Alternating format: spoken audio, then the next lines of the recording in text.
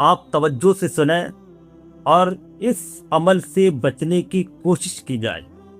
Number 1 ہے اللہ کے علاوہ کسی اور کو شریک کرنا۔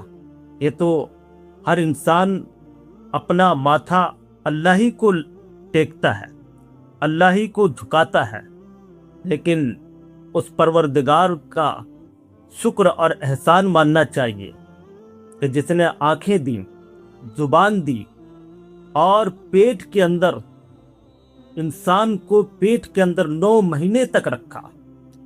اس دوران کون کھلاتا تھا؟ انسان کو کون پلاتا تھا؟ وہ ہے اللہ۔ ماں کے پیٹ کے اندر بچہ رہتا تھا اور اس کے سانس لینے کا انتظام، پانی پینے کا انتظام، اور رات کی اندھیریوں میں وہ وہاں پر، اس کے باوجود اللہ اس کو زندہ رکھتا ہے۔ نمبر 2، جھوٹی گواہی دینا بہت عام ہے۔ کسی کو مجرم ثابت کرنا ہے، بہت آسان ہے، 2 گواہ لے آؤ، مجرم ثابت کر دو۔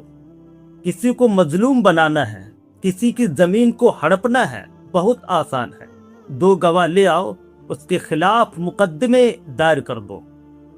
یہاں تک کہ ایسے واقعات پیش آتے ہیں، کئی سالوں بیت جاتے ہیں، مظلوم کو اپنا حق نہیں ملتا ہے، جن کو کورٹ اور کچہری کے چکر کاٹنے پڑتے ہیں۔ اس گناہ سے ہر انسان کو اور خصوصاً ایمان والے کو بچنا چاہیے۔ تیسرا گناہ، جھوٹ بولنا۔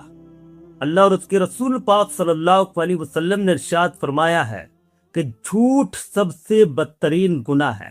جو اپنی غلطیوں کو تسلیم نہیں کرتے ہیں، جھوٹ بولنا اتنا بڑا گناہ ہے کہ جھوٹ تمام گناہوں کی جڑ ہے۔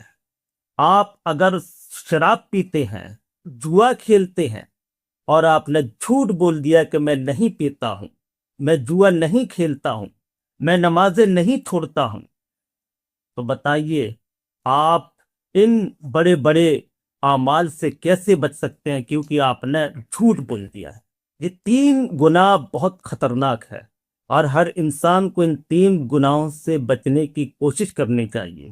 اللہ رب العزت سے دعا ہے کہ اللہ تعالی ہمیں اور آپ کو ان 3 بڑے گناہ سے بچنے کی توفیق عطا فرمائے۔ السلام علیکم ورحمۃ اللہ وبرکاتہ۔